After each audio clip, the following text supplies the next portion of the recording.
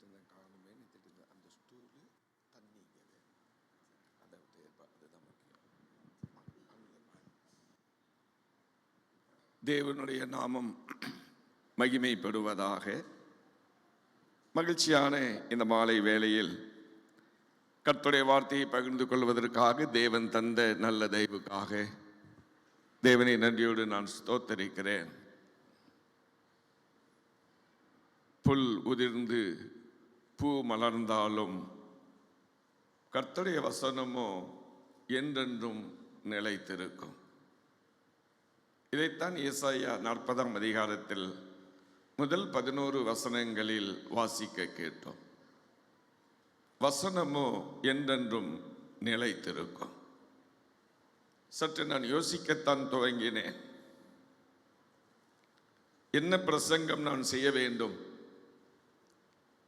எப்படிப்பட்ட வார்த்தைகளை எடுத்து நான் பகிர்ந்து கொள்ள வேண்டும் என்று எனக்குள் எழும்பிய இந்த காரியங்களுக்கெல்லாம் கர்த்தர் திட்டவட்டமான பதிலாக வசனம் நிலை நிற்கும், அந்த வசனம் சொல்லப்பட வேண்டும் என்பதுதான். அந்த வேத வசனங்களை வாசித்து வருகிற வேளையிலேயே ஆவியானவருக்கு முன்பாக என்னை நான் தாழ்த்தினேன். தகப்பனே, நீர் பேச வேண்டும். அதை தொடர்ந்து போதக தந்தையார் ஜெபம் செய்தார்கள். ஆண்டவரே, உம்முடைய வார்த்தை ஜீவன் உள்ளதாய் இருக்கிறது. அந்த ஜீவனுள்ள வார்த்தையை ஊழியக்காரன் மூலமாக இன்றைக்கு நாங்கள் கேட்கும்படி ஊழியக்காரனை அபிஷேகித்து உம்முடைய வார்த்தைகளை அனுப்பும், அது ஜீவனுள்ள வார்த்தை என்று சொன்னார்கள். நான் சற்று யோசித்தேன். நிலைத்திருக்கிற வசனம் வார்த்தையினால் வந்ததாம். வேதம் அப்படித்தான் சொல்லுகிறது. யோவான் சுவிசேஷம் 1ஆம் அதிகாரம் 1ஆம் வசனத்தை சற்று நீங்கள் வாசித்து பாருங்கள். ஆதியிலே வார்த்தை இருந்தது, அது தேவனாய் இருந்தது, அது தேவனோடு இருந்ததா. ஆதியிலே இருந்த வார்த்தை அது தேவனாக இருந்தது மாத்திரமல்ல, அது மாமிசமாகி கிருபையினாலும் சத்தியத்தினாலும் நமக்குள்ளே வாசம் பண்ணினார் என்று 14ஆம் வசனம் சொல்லுகிறது. சற்று வாசிக்க கேட்போம். Gospel John chapter 1 verse 14. யோவான் சுவிசேஷம் 1 அதிகாரம் 14ஆம் வசனத்தை வாசிக்க கேட்போம். அந்த வார்த்தை மாமிசமாகி கிருபை நிறைந்தவராய் சத்தியத்தினாலே நமக்குள்ளே வாசம் பண்ணினார். கண்களை மூடி ஜெபம் செய்வோமா. அந்த வார்த்தை மாமிசமானார், கிருபையினாலும் சத்தியத்தினாலும் நமக்குள்ளே வாசம் பண்ணினார். ஆதியிலே வார்த்தை இருந்தது, அந்த வார்த்தை தேவனிடத்தில் இருந்தது, அந்த வார்த்தை தேவனாய் இருந்தது. போதக தந்தையார் ஜெபம் செய்தது போல ஜீவனுள்ள வார்த்தை இந்த ராத்திரி வேளையில் சொல்லப்படுகிற பொழுது அது ஆசீர்வதிக்கப்பட்ட சூழ்நிலையில் இருக்க வேண்டும் என்ற ஒரு எடுத்துக்காட்டுக்கு அடையாளமாக இந்த இரவு நேரத்தில் தகப்பனே, நீர் பேச வேண்டும், என்னை மறைத்து நீர் வெளிப்பட வேண்டும். நம்முடைய பொற்கரங்களிலேயே தருகிறோம் ஐயா. வசனங்கள் கேட்கப்படுகிற பொழுது வியாதி சுகமாக்கப்பட வேண்டும். வார்த்தைகள் சொல்லப்படுகின்ற பொழுது இருள் அகற்றப்பட வேண்டும்.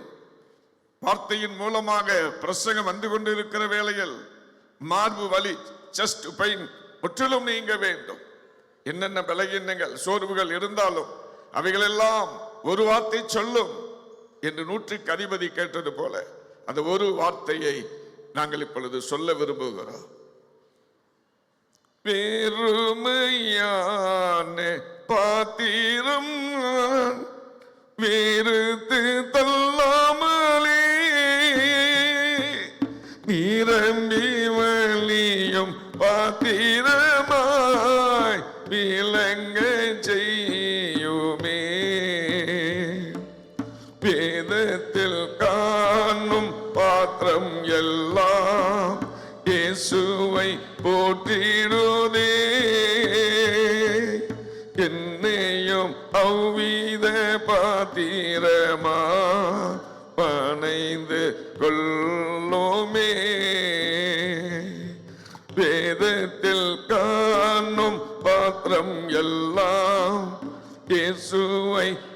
போற்றிடுதே. என்னையும் அவ்வித பாத்திரமா பனைந்து கொள்ளோமே. குயவனே குயவனே படைப்பின் காரணனே, களிமண்ணான என்னையுமே கண்ணோக்கி பார்த்திடுமே. தகப்பனே, ஒன்றுக்கும் உதவாத எங்களை பிரபுக்களோடும் ராஜாக்களோடும் அமரும்படியாய் உலையான சேற்றிலிருந்து தூக்கி எடுத்து கொண்டு வந்த மகா பெரிய கிருபைக்கு நன்றி. வார்த்தைகள் வெளிப்படட்டும் இயேசுவின் நாமத்தில் பிதாவே, ஆமென். எதை பிரசங்கம் பண்ண வேண்டும்? தேவனுடைய ஊழியக்காரன் ஜீவனுள்ள வார்த்தையை சொல்லுவார். போதக தந்தையாரின் கட்டளை அதுதான். உம்முடைய வார்த்தை வல்லமையாய் புறப்பட்டு வர வேண்டும். அந்த வார்த்தை ஜீவனுள்ள வார்த்தையாய் இருக்க வேண்டும். இந்த இரவு நேரத்தில் ஊழியக்காரன் நாவிலிருந்து வருகிற வார்த்தை ஜீவன் உள்ளதாய் இருக்க வேண்டும் என்று சொன்னார்கள். சற்று நான் யோசிக்கத்தான் துவங்கினேன். தகப்பனே, இந்த வசனத்தை எனக்கு நீர் காண்பிக்க வேண்டும். அந்த ஜீவனுள்ள வார்த்தை இன்றைக்கு ஜனங்களுக்குள் சொல்லப்படுகின்ற பொழுது அந்த ஜீவன் வெளிப்பட வேண்டும். சற்று நான் யோசித்தேன். ஆவியானவர் வெளிப்படுத்தினார். 1 யோவான் 1 அதிகாரம் முதல் 2 வசனங்களை சற்று வாசிக்க கேட்போம். Book of 1 John chapter 1 verse 1 and 2. 1 யோவான் 1 அதிகாரம் முதல் 2 வசனங்கள். ஆதி முதல் இருந்ததும் நாங்கள் கேட்டதும் எங்கள் கண்களினாலே கண்டதும் நாங்கள் நோக்கி பார்த்ததும் எங்களுக்கு வெளிப்படுத்தப்பட்டதும் ஆதியிலே இருந்த வார்த்தை அது ஜீவன் உள்ளதா இருந்ததா? வாசிங்கள், இங்க கொஞ்சம் வாசிங்க. 1 John chapter 1 verse 1. ஆதி முதல் இருந்ததும் நாங்கள் கேட்டதும் எங்கள் கண்களினாலே கண்டதும் நாங்கள் நோக்கி பார்த்ததுமான எங்கள் கைகளினாலே தொட்டதுமாய் இருக்கிற ஜீவ வார்த்தையை உங்களுக்கு அறிவிக்கிறோம். ஜீவ வார்த்தை போதகரையா சொன்ன பொழுது அவர்கள் நிறைவு செய்தார்கள். உம்முடைய ஜீவ வார்த்தை வெளிப்படட்டும். இந்த ஜீவ வார்த்தை வெளிப்பட்டால் என்ன சம்பவிக்கும்? புல் உலர்ந்து பூ உதிருமா? அப்படியானால் வசனமோ என்றென்றும் நிலைத்திருக்கும். அந்த வசனமாகிய வார்த்தை இந்த ராத்திரி வேளையில் நமக்குள் பிரவேசிக்க வேண்டும். கண்கள் காண வேண்டும், கைகள் தொட வேண்டும், காது கேட்க வேண்டும். யோவான் அப்படித்தான் எழுதி வைத்திருக்கிறார். எங்கள் கண்களினாலே கண்டது, நாங்கள் நோக்கி பார்த்தது, எங்கள் கைகளினாலே தொட்டதுமாயிருக்கிற ஜீவ வார்த்தை. இது செத்த வார்த்தையா? இல்லை இல்லை, ஜீவித்துக் கொண்டிருக்கிற வார்த்தை. மரித்த வார்த்தையா? இல்லை இல்லை, வாழ்ந்து கொண்டிருக்கிற வார்த்தை. அந்த வார்த்தை இன்றைக்கு சொல்லப்பட வேண்டும். இதுதான் கட்டளை. இதைத்தான் நூற்றுக்கு அதிபதி சொல்லுகிறான். என்னுடைய வேலைக்காரன் சுகவீனமாய் கிடக்கின்றான். என் வீடு அலங்காரமான வீடு அலங்கோலமாய் இருக்கிறது. அவன் இருந்திருப்பானே, ஆனால் எல்லாம் அது அந்த இடத்தில் இருக்குமானால் இப்பொழுது சில நாட்களாய் அவன் படுத்த படுக்கையாகிவிட்டான். என்னுடைய வீடு அலங்கோலமாய் இருக்கிறது. இயேசு பெருமானே, என் வேலைக்காரன் சுகமடைய வேண்டும். ஒரே ஒரு வார்த்தை சொல்லும். 100 பேருக்கு அதிபதியாய் இருந்த அந்த 100க்கு அதிபதி என் ஆண்டவர் இயேசுவினிடத்தில் கேட்கிற காரியம்தான். ஒரு வார்த்தை சொல்லும்.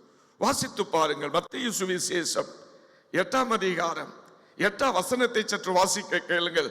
மத்தேயு 8 அதிகாரம் 8 வசனம்.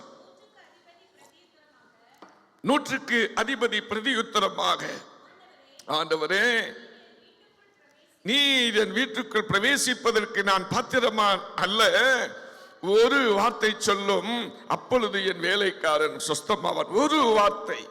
என் அன்புக்குரியவர்களே, இந்த இரவு வேளையில் இதை போல நீங்களும் ஒரு வார்த்தை சொல்லும். அப்பா, என் பிள்ளையின் திருமணம் தடைப்பட்டுள்ளது.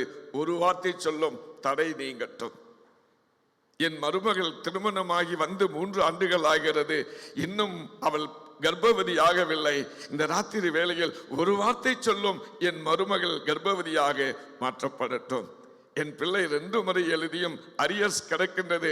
ஆண்டவரே, இந்த ராத்திரி வேளையில் என் பிள்ளைக்காய் கேட்கிறேன், ஒரு வார்த்தை சொல்லும், எழுத போகின்ற தேர்வுகளிலே 2 அரியர்ஸும் கிளியர் ஆகட்டும். ஒரு வார்த்தை சொல்லும். இயேசுநாதர் சொன்னார், நண்பனே, ஒரே ஒரு வார்த்தை கேட்கிறாய். இந்த வார்த்தை எப்படிப்பட்டது தெரியுமா? மத்தேயு 4:4 சொல்லுகிறது, மனுஷன் அப்பத்தினால் மாத்திரமல்ல, தேவனுடைய வாயிலிருந்து புறப்படுகின்ற ஒவ்வொரு வார்த்தையினாலும் பிழைப்பான். மனுஷன் அப்பத்தினால் மாத்திரமல்ல, தேவனுடைய வாயிலிருந்து புறப்படுகின்ற ஒவ்வொரு வார்த்தையினாலும் பிழைப்பான். உண்மைதானா? இந்த உலகத்தில் எல்லோருடைய வார்த்தையும் மறைந்து போய்விடும், மாறி போய்விடும். ரொம்ப அழகாய் சொல்லுவார்கள், பேசுவார்கள். நாளைய தினத்தில் உங்களை பார்க்க நான் வருகிறேன் என்று சொல்லுவார்கள். அவளோடு காத்திருப்போம். அவர்கள் வரவில்லை. கேட்டால் உடனே சாக்கு போக்கு சொல்லுவார்கள். வர வேண்டும் என்று நினைத்தேன், பைக்கை ஸ்டார்ட் பண்ணிவிட்டேன். திடீரென்று ஒரு போன் வந்து, அர்ஜென்ட் கால், ஆபீஸ்ல கூப்பிட்டுட்டாங்க, தம்பி வேகமா தலையாட்ட பாருங்க, கிட்டாரிஸ்ட் அனுபவத்தோடு பேசுதா ஐயா. வேகமாய் அவன் கச்சேரிக்கு தான் இசை மீட்டுவான் என்று பார்த்தால் அவன் பிரசங்கத்திற்கும் தம்பி இசை மீட்டுகிறான். உடனே சொல்லி விடுவான், வானம் பூமி ஒளிந்து போனாலும் வார்த்தைகள் என்றும் மாறாது, வாழ்க்கை அழிந்து மறைந்து போ, விசுவாசி என்றென்றும் பிழைப்பான். பணம் பூமி ஒளிந்து போனாலும் வார்த்தைகள் என்றும் மாறாது, வாழ்க்கை அழிந்து மறைந்து போம், விசுவாசி என்றென்றும் பிழைப்பான். அல்லேலூயா, அல்லேலூயா, அல்லேலூயா, அல்லேலூயா,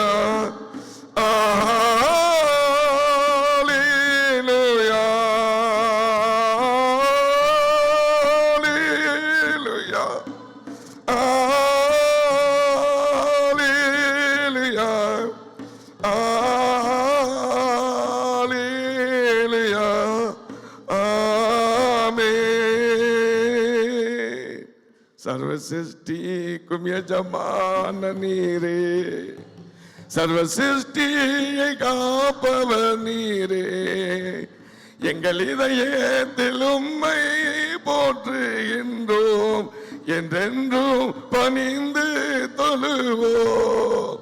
சர்வ சிருஷ்டிக்கும் எஜமான நீரே, சர்வ சிருஷ்டியை காப்பவர் நீரே, எங்கள் இதயத்தில் உம்மை போற்றுகின்றோம், என்றென்றும் பணிந்து தொழுவோம். வானமும் பூமியும் ஒளிந்து போனாலும் என் வார்த்தைகள் ஒருபோதும் ஒளிந்து போகாதா?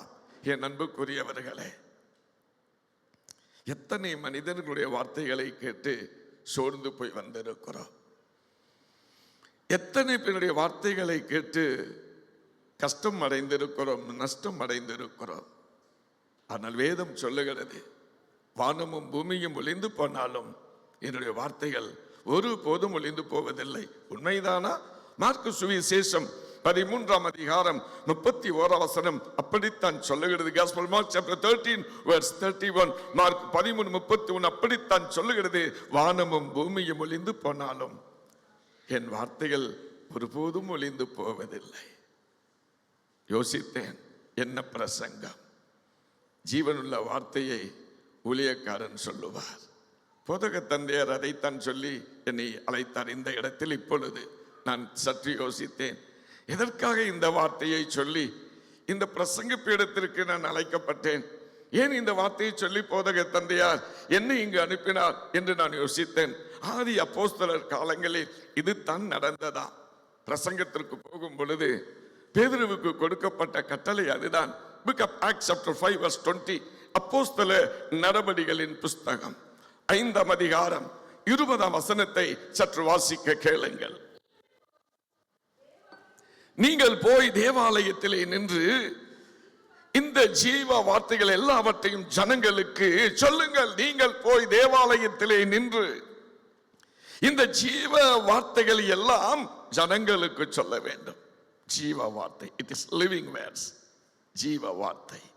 என் அன்புக்குரியவர்களே, ஏன் இந்த பிரசங்க பீடம் 32ஆம் ஆண்டு ஆலய பண்டிகையை முன்னிட்டு நடக்கின்ற கூட்டத்தின் 2ஆம் நாளிலே இந்த ஜீவ வார்த்தை இந்த பிரசங்க பீடத்திலிருந்து சொல்ல வேண்டும். ஆதி அப்போஸ்தலர் காலங்களில் நடந்தது போல இப்பொழுது நடத்தப்பட வேண்டும். தேவன் அதற்கென்று அனுமதித்து கொடுத்திருக்கிறார். இந்த வார்த்தை சொல்லப்பட வேண்டுமா? தீர்க்கதரிசிக்கு தேவன் கட்டளை கொடுத்தார். அந்த வார்த்தையை அந்த தீர்க்கதரிசி கேட்டாரா? வேதம் சொல்லுகிறது, அந்த வார்த்தை எனக்கு கிடைத்தது, அது என் இருதயத்திற்கு மகிழ்ச்சியை கொடுத்தது. உம்முடைய வார்த்தைகள் கிடைத்தது, உடனே நான் அதை உட்கொண்டேன். எரேமியா சொன்னார். எரேமியா 15ஆம் அதிகாரம் 16ஆம் வசனத்தை சற்று நீங்கள் வாசித்து பாருங்கள். உம்முடைய வார்த்தைகள் எனக்கு கிடைத்தது, உடனே அதை நான் உட்கொண்டேன், அது என் இருதயத்திற்கு மகிழ்ச்சியும் சந்தோஷமுமாய் இருந்ததா. எரேமியாவுக்கு தேவனுடைய வார்த்தை கிடைத்தது. உடனே அவர் சொன்னார், தேவனிடத்திலே சொன்னார், உம்முடைய வார்த்தைகள் கிடைத்த உடனே உட்கொண்டேனப்பா, அது என் இருதயத்திற்கு மகிழ்ச்சியும் சந்தோஷமுமாய் உள்ளது. நண்பர்களே, எத்தனை வார்த்தைகளை இன்று பகலிலே கேட்டோம்.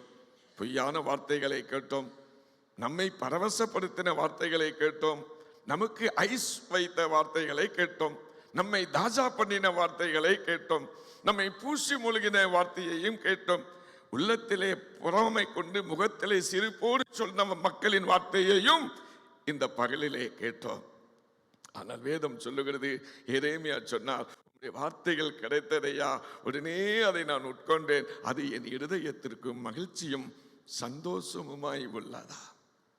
என் அன்புக்குரியவர்களே, இந்த இரவு நேரத்தில் வந்து நீங்கள் எப்படி வந்தீர்கள் என்பதை விட, ஆராதனை முடிந்து ஆகாரம் முடிந்து, ஆலயம் முடிந்து ஆகாரம் புசித்து திரும்பி போகும் வேளையில் இதயத்தில் மகிழ்ச்சியோடு நீங்கள் போக வேண்டுமாம். இந்த வார்த்தை உங்களை மகிழ்ச்சியோடு கொண்டு போகுமா? உண்மைதான். வேதம் அப்படித்தான் சொல்லுகிறது. 1ஆம் தேதி எனக்கு வாக்குத்தத்தம் இப்படி கிடைத்தது, நீ போகையிலும் ஆசீர்வதிக்கப்படுவாய், வருகையிலும் ஆசீர்வதிக்கப்படுவாய். ஜனவரி 1ஆம் தேதி ப்ராமிஸ் வேர்ட், ப்ராமிஸ் கார்டு, வாக்குத்தத்த அட்டையின் ஆலயத்தில் நான் எடுத்தேன். நீ போகையிலும் ஆசீர்வதிக்கப்படுவாய், வருகையிலும் ஆசீர்வதிக்கப்படுவாய் என்று கிடைத்தது. ஆனால் நடந்தது என்ன? ஒரு விபத்தில் நான் சிக்கினேன், மருத்துவமனையில் அனுமதிக்கப்பட்டேன், செலவு லட்சக்கணக்கில் ஆகிவிட்டது, நஷ்டமும் கஷ்டமும் ஏற்படுத்தி விட்டது. என்றைக்காவது சிந்தித்தோமா? நீ போகையிலும் ஆசீர்வதிக்கப்படுவாய், வருகையிலும் ஆசீர்வதிக்கப்படுவாய். என்னை எடுத்துக்கொள்ளுங்கள், எனக்கு இந்த வசனம் கிடைத்தது என்று வைத்துக் கொள்ளுங்கள். நீ போகையிலும் ஆசீர்வதிக்கப்படுவாய், வருகையிலும் ஆசீர்வதிக்கப்படுவாய். உண்மைதான். வியாழக்கிழமை இரவு 7 மணிக்கு பெட்டியை தூக்கிட்டு என் வீட்டிலேருந்து திருவனந்தபுரம் ஏர்போர்ட்டுக்கு வந்தேன். போகையிலும் ஆசீர்வதிக்கப்பட்டவனாய் போனேன். ஃப்ளைட்டு கேன்சல், சாப்பாடு கேன்சல், தூக்க இல்லை, கொசுக்கடி, நாற்றம், 1000 பேசஞ்சர்ஸ். கேட் 4, 4 கேட் உண்டு திருவனந்தபுரத்தில் ஏர்போர்ட்டில். 4 கேட்டில் உள்ள பேசஞ்சர்ஸ் அங்கும் இங்கும் சாப்பிட்டது, மூக்கு சிந்தனை, எச்சு துப்புனது, ரொம்ப கஷ்டம். வாய் திறந்து சொல்ல முடியல. அன்னைக்கு நைட்டு சாப்பிடல, அடுத்த அந்த வாமிட், நைட்டு சாப்பிடல, அடுத்த நாள் காலையில் சாப்பிடல, அவ்வளவு வாமிட். ஆனால் யோசிக்கிறேன், என்ன ஆண்டவரே சொல்லு மகள, நீ போகையிலும் ஆசீர்வதிக்கப்படுவாய், வருகையிலும் ஆசீர்வதிக்கப்படுவேன்னு சொன்னேன். பூனாவுக்கு போறதுக்குள்ள போதும் போதும்னு ஆயிடுது ஆண்டவரே. திருவனந்தபுரத்திலிருந்து பாம்பே ஏர்போர்ட்டுக்கு வந்ததுக்கு 2.5 மணி நேரம் தான் ஆச்சு. ஆனா இந்த பாம்பேயிலேருந்து உங்க ஊருக்கு வர்றதுக்கு 4 மணி நேரம் ஆச்சு. ஆண்டவரே சொல்லி பாருங்களேன். கண்டுனை அழைத்த தேவன் கைவிடுவாரோ, கண்டுனை அழைத்த தேவன் கைவிடுவாரோ? சோர்ந்து போகாதே மனமே, சோர்ந்து போகாதே. வாக்களித்த தேவனை நீ பாடிக்கொண்டாரு. கைத்தட்டி பாடுமே, எல்லாருக்கும் தெரிஞ்ச பாட்டு அல்லவா? எல்லாரும் கை கட்டி அல்ல, கைத்தட்டி. வாக்களித்த தேவனை நீ பாடிக்கொண்டாரு. ஊக்கமான ஆவிரன்னை தேற்றமன்றாடு. ஊக்கமான ஆவி உன்னை தேற்றமன்றாடு. சோர்ந்து போகாதே மனமே, சோர்ந்து போகாதே. எப்படியோ கஷ்டப்பட்டு வந்துட்ட, போகையில் ஆசீர்வதிக்கப்படுவாய்.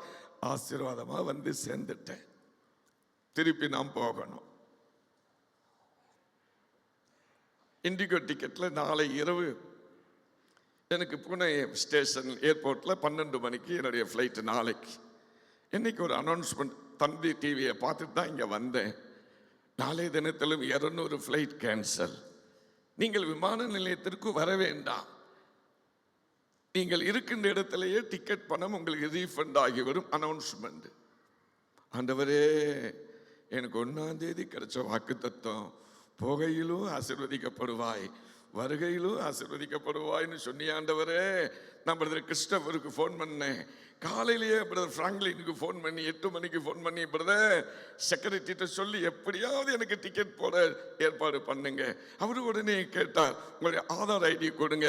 உடனே ஆதார் ஐடி அந்த நேரம் பார்த்து பிரதர் வந்தார், அகஸ்டின் இடத்துல வந்தார். அவர் ஃபோனை வாங்கி ஆதார் அனுப்பிச்சாச்சு. பிரதர் பிராங்க்லினுக்கு ஆதார் அனுப்பிச்சாச்சு.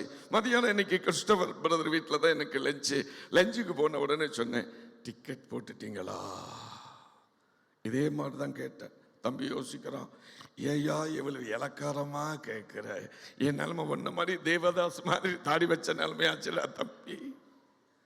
அவர் உடனே சொன்னாரு, பாருங்க, இயேசுநாதருக்கு 2 கையில தான் ஆணியால் கடவப்பட்டாரு.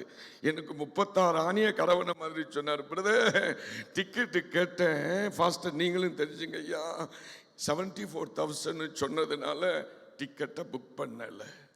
ஆண்டவரே, நீர்தானும் சொன்னீர், போகையிலும் ஆசீர்வதிக்கப்படுவாய், வருகையிலும் ஆசீர்வதிக்கப்படுவாய்ன்னு. அந்தரங்க காட்டில் கண்ணை கட்டி காட்டில் விட்ட மாதிரி நிற்கிறேன் ஐயா. எனக்கு செவ்வாய்க்கிழமை தூத்துக்குடியில் மீட்டிங் இருக்கு. வந்த உடனே பிள்ளைகளுக்கு போதகர்களுக்கெல்லாம் அந்த நோட்டீஸ் இஷ்யூ பண்ணிட்டேன்.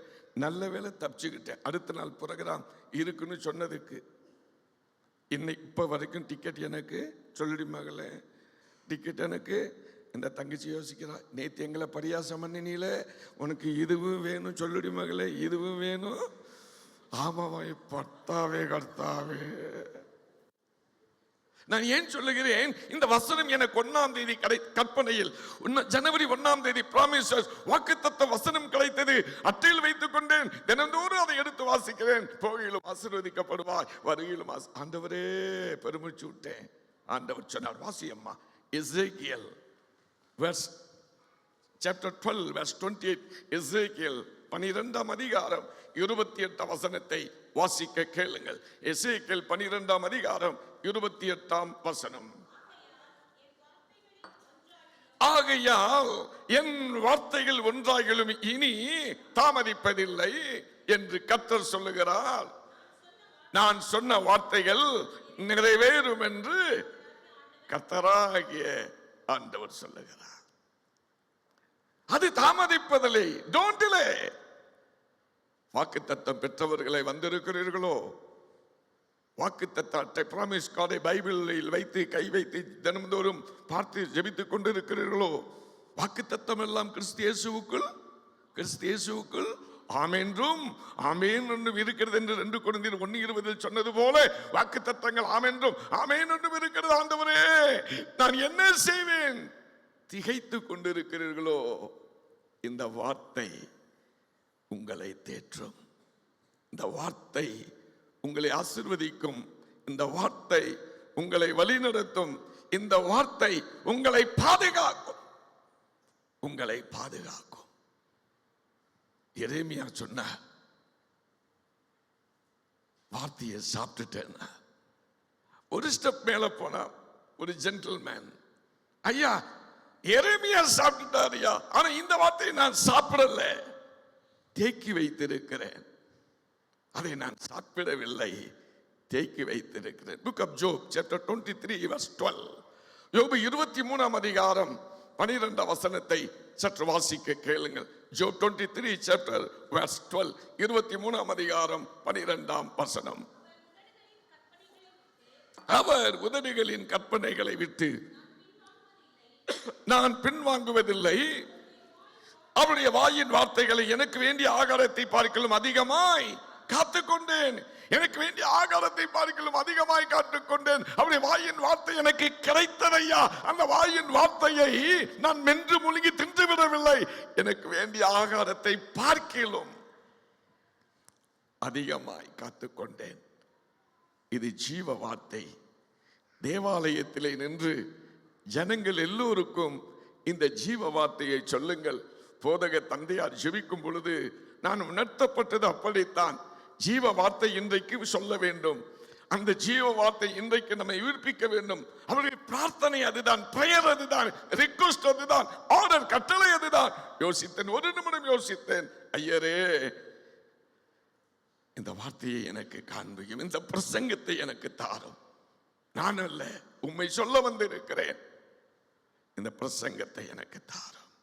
ஆண்டவர் எனக்கு நினைவூட்ட இந்த வசனங்களை வார்த்தையாய் உங்களுக்கு நான் தொடுத்து கொண்டு வருகிறேன்.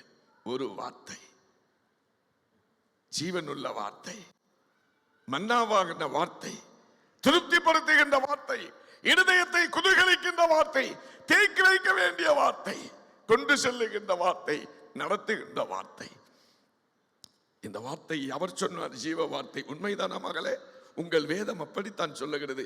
வாசித்து பாருங்கள். Book of Hebrews chapter 4 verse 12. எபிரேயர் 4ஆம் அதிகாரம் 12ஆம் வசனத்தை சற்று நீங்கள் வாசிக்க கேளுங்கள். Book of தேவனுடைய வார்த்தையானது ஜீவனும் வல்லமையும் உள்ளதாயும் இருபுறமும் கருக்கொள்ளப்படும். 7 ஜீவ வார்த்தைக்கு 7 அத்தியாயங்களை அங்கே பவுல் சொல்ல எபிரேயர் எழுதப்பட்டிருக்கிறது. ஜீவனாயும், தேவனுடைய வார்த்தையானது ஜீவனாயும். என் அன்புக்குரியவர்களே, இது செத்த வார்த்தை அல்ல, இது ஜீவனுள்ள வார்த்தை. இந்த வார்த்தை இன்றைக்கு உங்களுக்கு சொல்லப்பட வேண்டும் என்பது பிரமாணம். இந்த வார்த்தை பிரசங்கிக்கப்பட வேண்டும் என்று பரலோகத்தின் தீர்மானம். அந்த பரலோக தீர்மானத்தின் வழியாய் உங்கள் மத்தியிலே நின்று இந்த வார்த்தையை நான் சொல்லிக் கொண்டிருக்கிறேன். அவ்வளவுதான். ஏனையா சொல்ல வேண்டும்? எதற்காக சொல்ல வேண்டும்? இந்த வார்த்தை எனக்கு என்னத்தை கொடுக்கும் யோசிக்கலாம். வாசித்துப்பா. Gospel John chapter 15 verse 7 and 8. Gospel John, யோவான் 15ஆம் அதிகாரம். நீங்கள் என்னிலும் என் வார்த்தைகள் உங்களிலும் நிலைத்திருந்தால் நீங்கள் கேட்டுக்கொள்வது எதுவோ அது உங்களுக்கு செய்யப்படும். நீங்கள் என்னிலும் என் வார்த்தையில் உங்களிலும் நிலைத்திருந்தால். ஆண்டவரில் நிலைத்திருக்கிறேன் என்றெல்லாம் நீங்கள் சொல்லலாம், நல்லதுதான். ஆனால் பக்தன் மூலமாக தேவன் திருவுளம் பற்றின வார்த்தை, நீங்கள் என்னிலும் என் வார்த்தையில் உங்களிலும் நிலைத்திருந்தால் நீங்கள் கேட்டுக்கொள்ளுவது எதுவோ அதை அவராலே பெற்றுக்கொள்வோம்.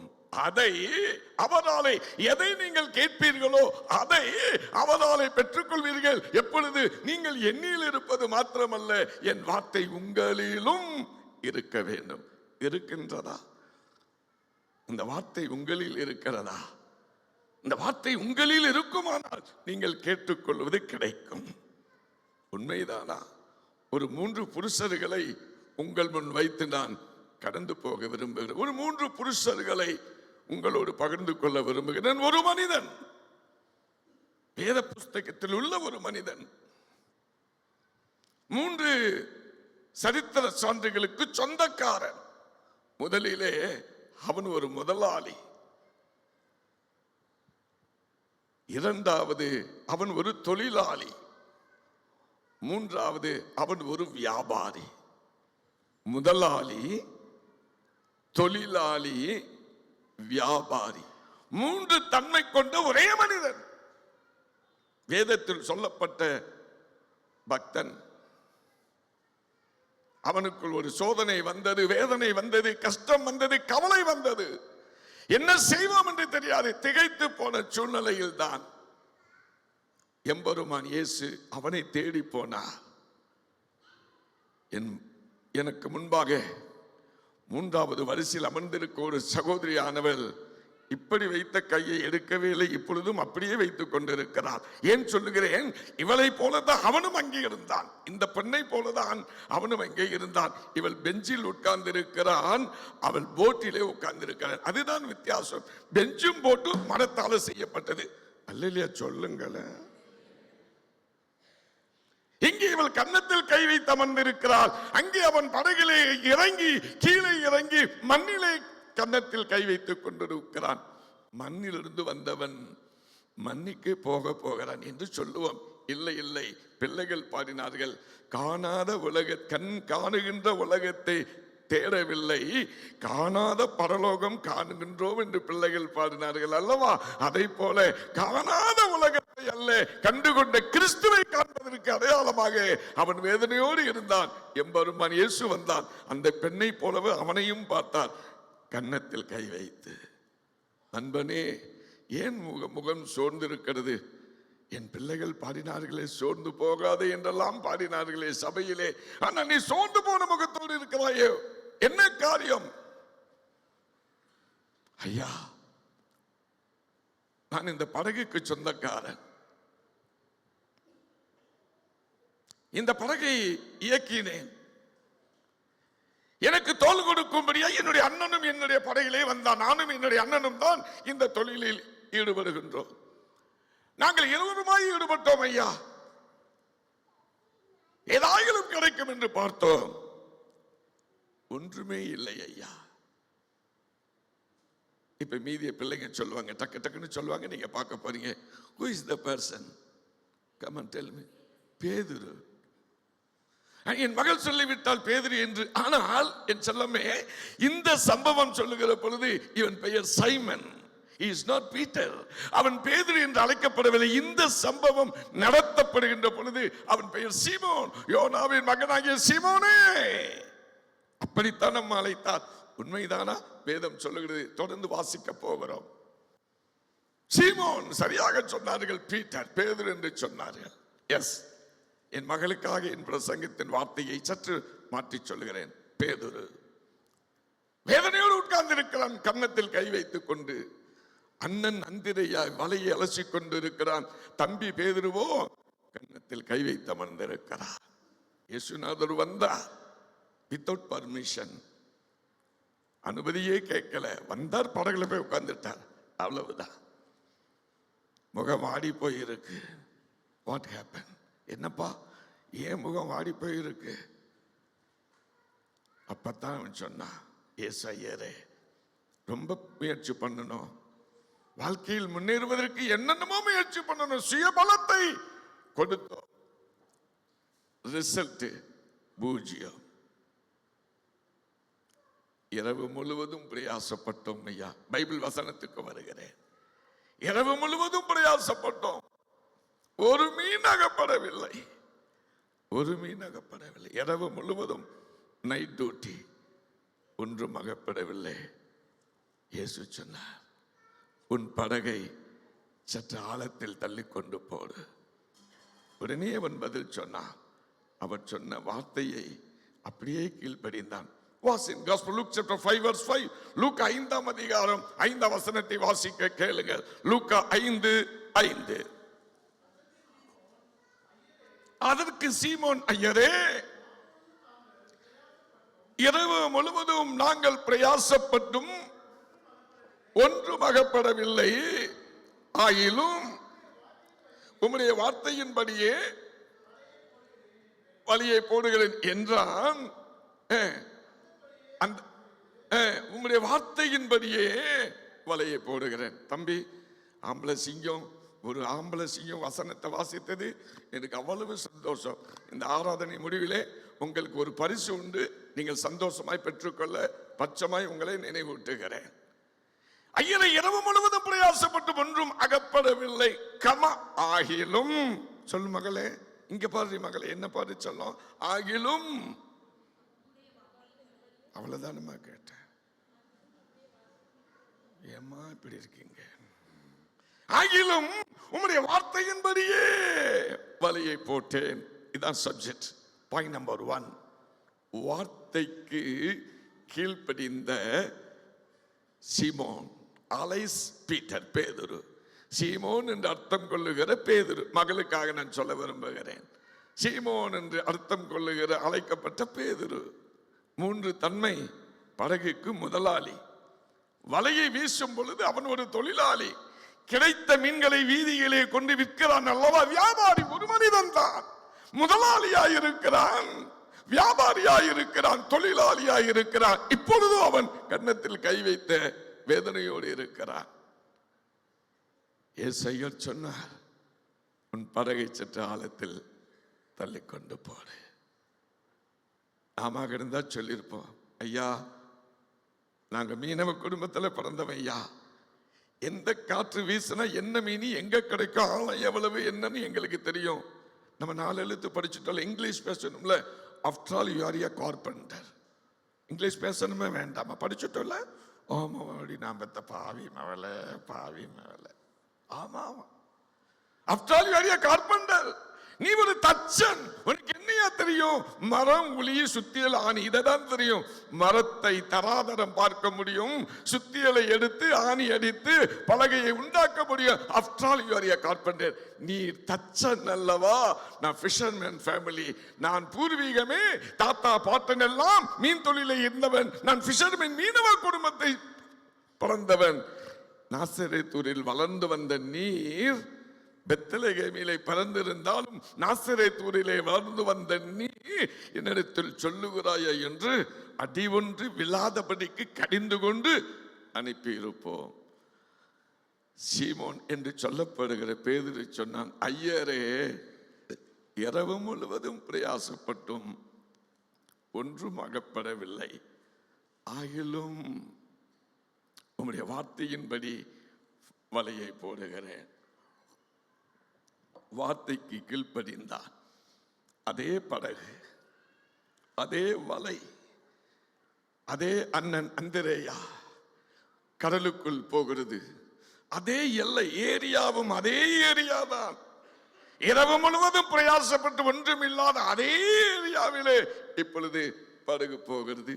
நடுராத்திரியில் நடுங்கும் குளிரிலே கடலோரத்திலே கூக்குரல் கேட்டே ஐயா, நடுராத்திரியில் நடுங்கும் குளிரிலே கடலோரத்திலே கூக்குரல் கேட்டே கடந்து வந்தாரே கர்த்தரிவரே. நடந்து வந்தார் நடுக்கடலில் நாமாம் ஜாமத்தில். இப்பொழுது படகு போகிறது. வலையை வீசினான்.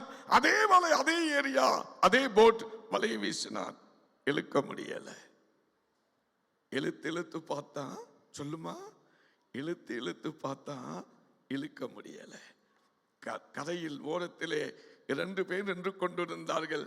செபதேயுவின் குமாரனாகிய யாக்கோபும் யோவானும் நின்று கொண்டிருந்தார்களாம். இவன் பேதுரு கை தட்டுகிறான், அண்ணா யாக்கோபு அண்ணா, யோவானா, ப்ளீஸ் கம் ஹெல்ப் மீ, கொஞ்சம் வந்து உதவி பண்ணுங்க. கரையிலே நின்ற அந்த 2 பேரும் வந்தார்கள். ஏன் 2 என்று சொல்லுகிறேன்? வசனம் அப்படி சொல்லுகிறது. கரையிலே 2 படகு இருந்தது. அதில் ஒன்றில் ஏறினார். அது சீமோனுடையதாய் இருந்தது. ஒன்றிலே சீமோன் அந்திரேயா நின்று கொண்டிருக்கிறான் படகிலே. இன்னொருவன் மீன் இல்லாதபடி கரையிலே நின்று கொண்டிருக்கிறான். இப்படி கைத்தட்டி செய்கையிலே யாக்கோபும் யோவானும் வந்தார்கள், இழுக்கின்றார்கள். இந்த வேதம் என்ன சொல்லுகிறது? ஆச்சரியமான வேதம் ஐயா. அதனால் தான் இந்த வார்த்தைக்கு பெயர் ஜீவ வார்த்தை, ஜீவனுள்ள வார்த்தையாம். இழுக்கிறான். இப்பொழுது இந்த வலையை 4 பேர் சேர்ந்து இழுக்கிறான். இழுக்க முடியவில்லை. காரணம் என்ன? What is the reason? காரணம் என்ன? இந்த பகலே வலை கிழிந்து போகத்தக்கதாக. உண்மைதானா? வலை கிளியலையாமா? என் மகள் சொல்லுகிறாள், அங்கிள் வலை கிழிந்து போகத்தக்கதாக மீன்கள் கிடைத்தது. லூக்கா 5:6 அப்படித்தான் சொல்லுகிறது, வலை கிழிந்து போகத்தக்கதாக மீன்கள் கிடைத்தது. இப்ப சரியான பதில் சொல்ல போகிறீர்கள். இங்க வேண்டாம், அங்க கேட்போம், அப்புறம் உங்கள்கிட்ட வர. எத்தனை மீன் கிடைத்தது? ஒருவர் சத்தமா சொல்லுங்க, முடிந்தால். தப்பானாலும் பரவாயில்ல, சொல்லுங்க.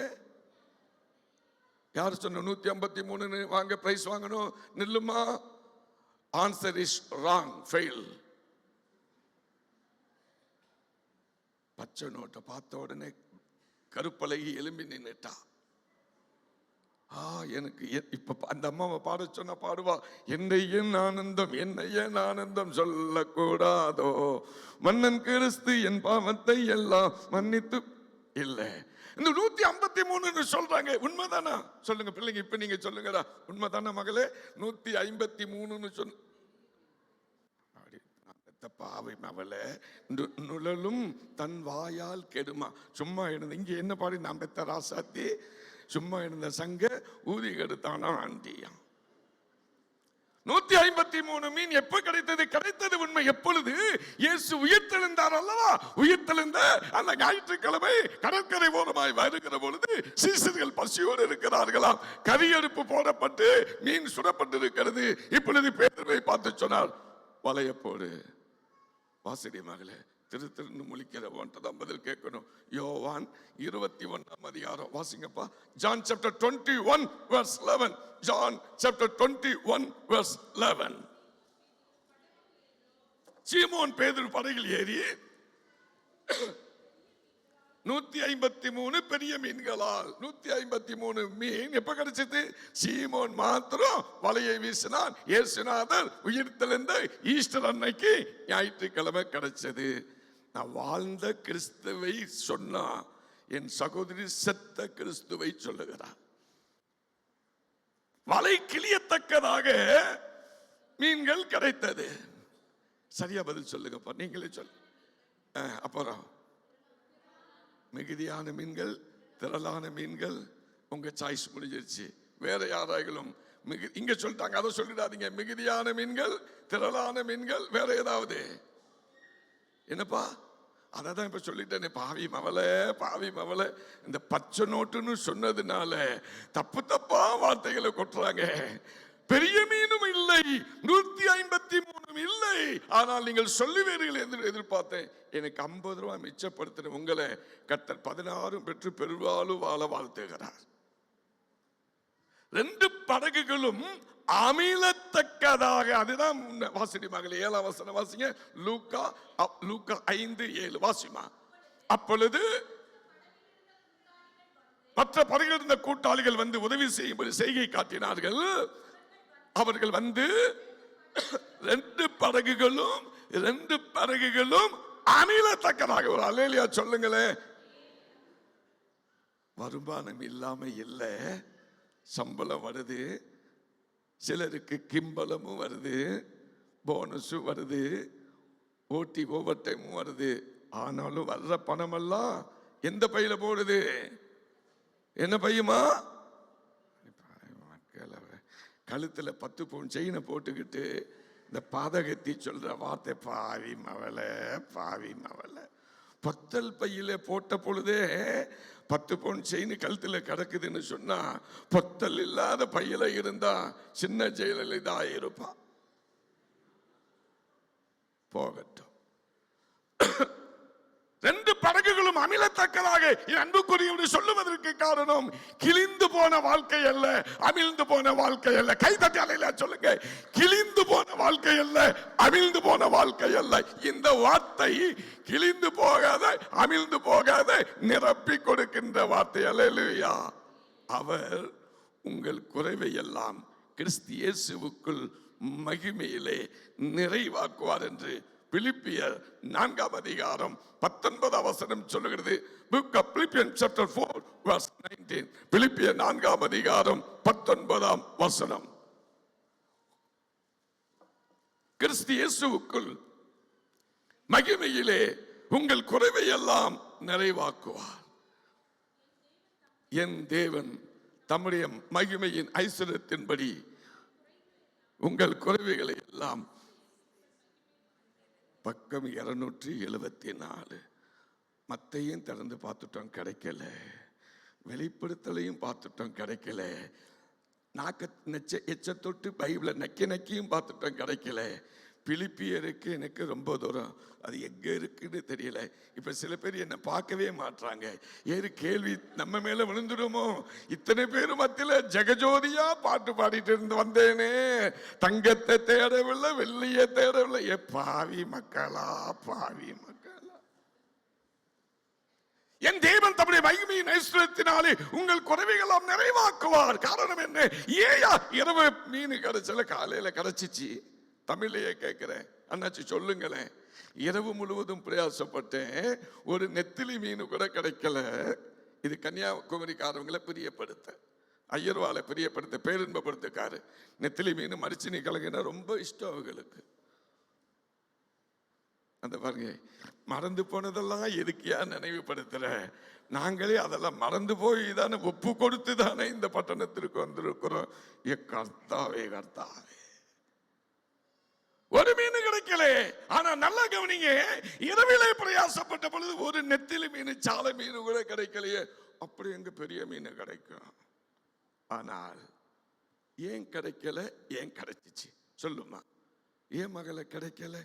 இரவு முழுவதும் பிரயாசப்பட்டாங்கல்ல, ஏன் ஒரு மீன் கூட கிடைக்கல? Comment tell me. ஏமா கிடைக்கல? பாஸ்டர் சொல்லுங்க பாஸ்டர், ஏன் கிடைக்கல? என்ன வச்சு நிறைய கூட்டம் போட்டு பாஸ்டர் முதல் வரிசையில் உட்கார்ந்து இருக்கிறார். Dehu Road pastor Solomon Bhandari, Daund, Ahmednagar, Baramati போன்ற எல்லா இடங்களிலும் அவர்கள் ஃபேமிலியா என்னை வைத்து பல கூட்டங்கள் பல வருஷங்களாய் நடத்தி கொண்டிருக்கிறார்கள். போன வருஷம் பூனா பட்டணத்திலே ஒரு பெரிய இடத்துல என்னை வைத்து கன்வென்ஷன் நடத்தினார்.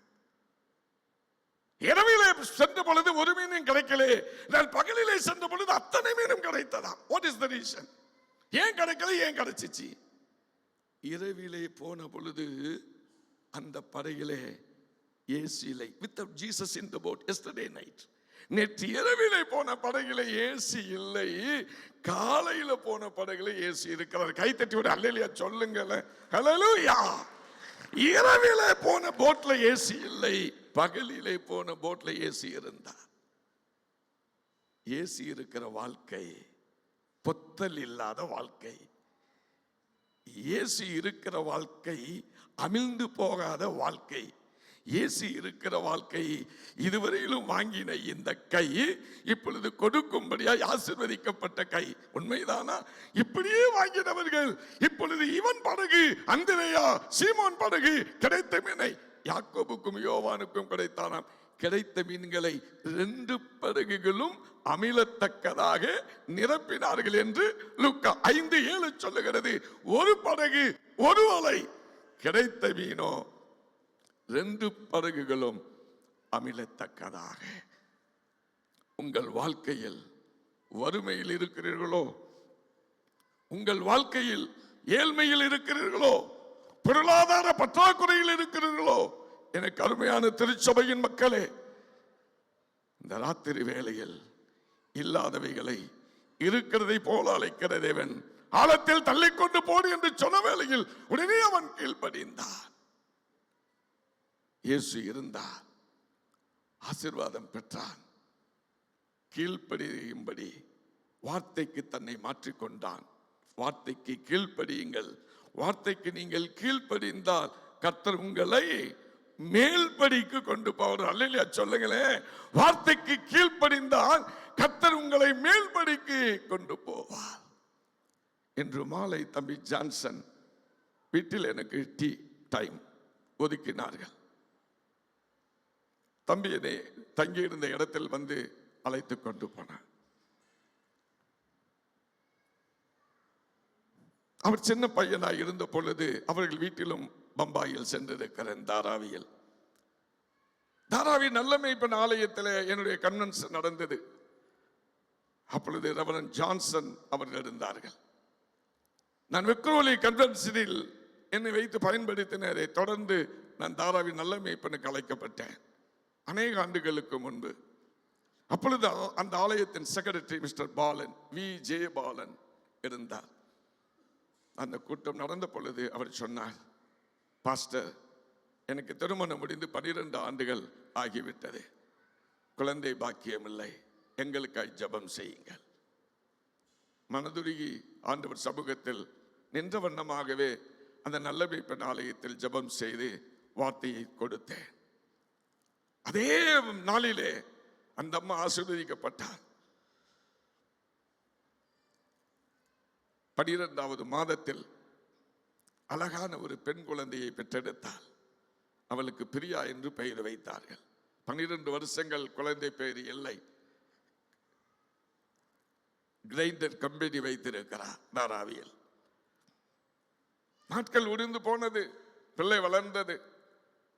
ஒவ்வொரு வருஷமும் நாங்கள் எருசலேம் பட்டணத்திற்கு ஜனங்களை அழைத்து கொண்டு போய் கொண்டு இருக்கிறோம். அந்த டீமிலே அந்த பாலன், அவங்க வைஃப், அந்த பொண்ணு வந்தார்கள். இயேசுநாதர் ஞான ஸ்நானம் பெற்ற யோர்தான் நதிக்கரையில் என் கைகளினால் அநேகருக்கு ஞான ஸ்நானம் கொடுத்தேன்.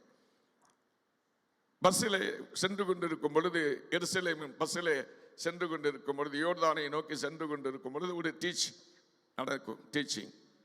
அப்பொழுது பாலன் மகளும் எழுந்து நின்றாள். அங்கிள், நானும் ஞான ஸ்நானம் பெற விரும்புகிறேன்.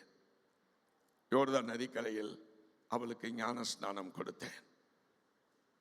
2 ஆண்டுகளுக்கு முன்பு பாளையங்கோட்டை சாந்தி நகர் திருச்சபையில் வைத்து அவளுடைய திருமணம் நடந்தது. அந்த திருமணத்திற்கும் கடந்து போனேன். சரியாக 1 வருஷம் அவள் ஒரு ஆண் குழந்தையை பெற்றெடுத்தாள். 12 வருஷம் பிள்ளை இல்லாத பாலன் இப்பொழுது பேரனையும் கண்டு கொண்டார். ஒரு அல்லையிலே சொல்லுங்கள. நிறைவானது வரும் பொழுது குறைவானது ஒளிந்து போகும். உண்மைதானா? உங்கள் வேதம் அப்படி சொல்லுகிறதா? 1 கொரிந்தியர் 13ஆம் அதிகாரம் 10ஆம் வசனம் சொல்லுகிறது, நிறைவானது வரும் பொழுது குறைவானது ஒளிந்து போகும். என் அன்புக்குரியவர்களே, வாழ்க்கையில் குறைவுபட்டவர்களாய் வந்திருக்கிறீர்களோ, ஞானத்தில் குறைவுபட்டவர்களாய் வந்திருக்கிறீர்களோ, இந்த ராத்திரி வேளையில் உங்கள் குறைவுகள் எல்லாம் என் தேவனால் நீக்கப்படும். அல்லேலூயா. எந்த குறைவுகளோடு வந்தாலும் கூட நாளை காலை உங்களிடத்தில் நான் செய்தி கொடுத்து நாளை மாலை நான் பிரயாணம் பண்ணும் பொழுது நான் சொல்லுவேன், எனக்கு டிக்கெட் கிடைச்சிச்சு ஹாய் அப்படின்னு சொல்ல போறேன். அல்லையிலே சொல்லுங்களேன். அந்த தங்கச்சி நினைக்கிறேன், நாளைக்கு என்ன அங்கிள் நைட்டே போனீங்கன்னா கூட நல்லா தான் இருக்கும். இத்தனை கேள்வி கேட்டு எங்களை ஆமாம் தலையாற்றா பாருங்களேன், அங்கே பாருங்களேன், இப்படி எங்களை கேட்டு இது பண்றது கூட அடுத்தாப்புல தப்பித்தவரை எங்க சபையில நீங்க வரீங்கன்னு சொன்னா அந்த நேரம் பார்த்து நான் ஆப்சண்ட் ஆனாலும் ஆயிடுவேன். உங்கள் வாழ்க்கையில் எல்லா குறைவுகளும் நீங்க வேண்டுமானால் ஒரு வார்த்தை சொல்லுங்க, ஐயரே, இரவு முழுவதும் பிரயாசப்பட்டு ஒன்றும் அகப்படவில்லை, ஆகிலும் உம்முடைய வார்த்தையின்படி வலையை போடுகிறேன். அதாவது உம்முடைய வார்த்தைக்கு கீழ்ப்படுகிறேன். வார்த்தைக்கு கீழ்ப்படிந்த அந்த பேதுருவை கர்த்தர் பரலோகத்திற்கு அழைத்து கொண்டு போனார். காணாத உலகத்தை அல்ல, காண்கின்ற உலகத்தை அல்ல, காணாத பரலோகம் என்று பாடினார்களே பிள்ளைகள், அதை போல காணாத அந்த பரலோகத்திற்கு இந்த பேதுருவை ஆண்டவர் அழைத்து கொண்டு போனார். உண்மைதானா? வாசியம்மாள் மத்தேயு சுவிசேஷம் 19ஆம் அதிகாரம் 27, 28 சற்று வேகமாய் வாசி. Gospel Matthew chapter 19 verse 27 and 28. அப்பொழுது பேதுரு அவரை நோக்கி, இதோ நாங்கள் எல்லாவற்றையும் விட்டு உம்மை பின்பற்றினோமே, எங்களுக்கு என்ன கிடைக்கும் என்று சொன்னார். அதற்கு இயேசு, மறுஜன்ம காலத்திலே என்னை பின்பற்றின நீங்கள் 12 கோத்திரங்களை நியாயம் விசாரிக்கிற 12 சிங்காசனத்தில் என்னோடு பரலோகத்தில் இருப்பீங்களா? ஒரு அல்லேலூயா சொல்லுங்களேன். என்னோட என்னை பின்பற்றின நீங்கள் என்னோடு கூட என்ன கிடைக்கும்? பேதுரு கேட்டார், என்னையா கிடைக்கும்? போட்டை விட்டோம், படகை விட்டோம், மனைவியை விட்டோம், நாட்டை விட்டோம், வீட்டை விட்டோம், காட்டை விட்டோம், எல்லாவற்றையும் you come follow me, என்னை பின்பற்றிவான்னு சொன்ன உடனே வந்துட்டோமே, என்ன கிடைக்கும்? இயேசுநாதர் சொன்னார், என்னை பின்பற்றின நீங்கள் என்னோடு கூட பரலோகத்தில் இருப்பீர்கள். ஐயா, அம்மா, தாயே, தகப்பனே, தம்பி, தங்கச்சி, இந்த ராத்திரி வேளையில் கர்த்தரின் வார்த்தைக்கு கீழ்ப்படிவீர்களே ஆனால் உங்களை கர்த்தர் மேல்படிக்கு கொண்டு போவார். அதனால்தான் சிபிஎம் காரங்க ஒரு பாட்டு பாடினாங்க, பேதுரு பவுலும் யோவானும் அங்கே முன்னும் முற்பிதாக்கள் அப்போஸ்தலரும் இரத்த சாட்சிகளும் தீரலாய் கூட, இரத்த சாட்சிகளும் தீரலாய் கூட, நீ அங்கிருப்பாயோ, நீ அங்கிருப்பாயோ, நீ அங்கிருப்பாயோ சொல் என் மனமே, நான் அங்கிருப்பேனே, நான் அங்கிருப்பேனே, நான் அங்கிருப்பேனே என் இயேசுவோடு. இப்பொழுது கீழ்ப்படிந்த சீமோன் என்கிற பேதுரு படத்திற்கு தேவகுமாரனால் தெரிந்து கொள்ளப்பட்டார். வார்த்தைக்கு கீழ்ப்படியுங்கள், தரித்திரம் போய்விடும். வார்த்தைக்கு கீழ்ப்படியுங்கள், இல்லாமல் போய்விடும். வார்த்தைக்கு கீழ்ப்படியுங்கள், பொத்தப்பை நீக்கப்பட்டு விடும். வார்த்தைக்கு கீழ்ப்படியுங்கள், அமிழ்ந்து போகாத வாழ்க்கை கிடைக்கும்.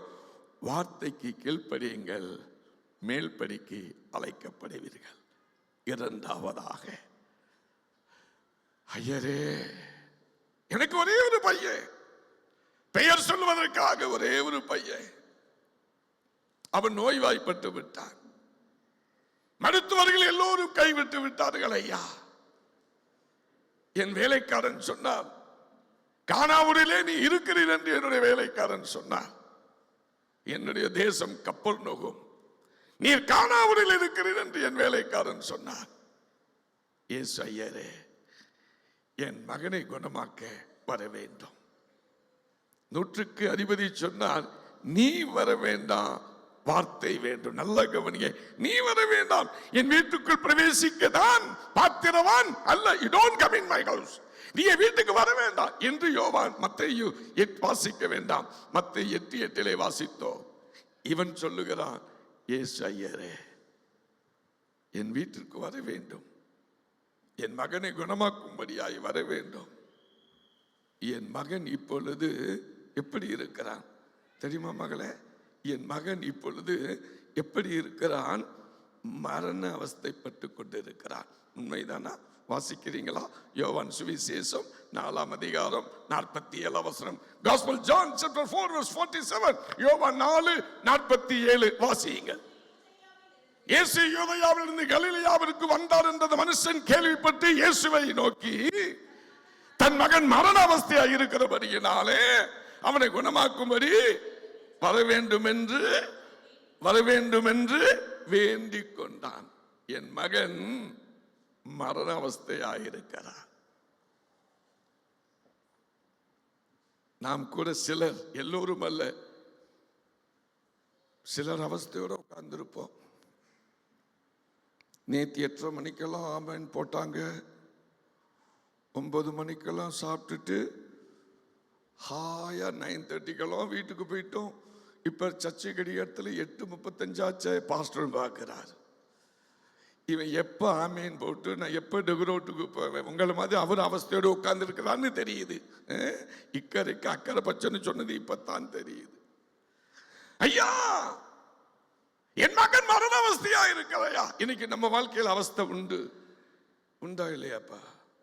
வந்த பொண்ணு ஜோமன் ஆரம்பிச்சுட்டா, ஆண்டவரே லோத்தின் மனைவியை மாதிரி சாதிகளைட்டு எங்க டேபிள் பக்கம் திரும்பவே கூடாது ஐயா.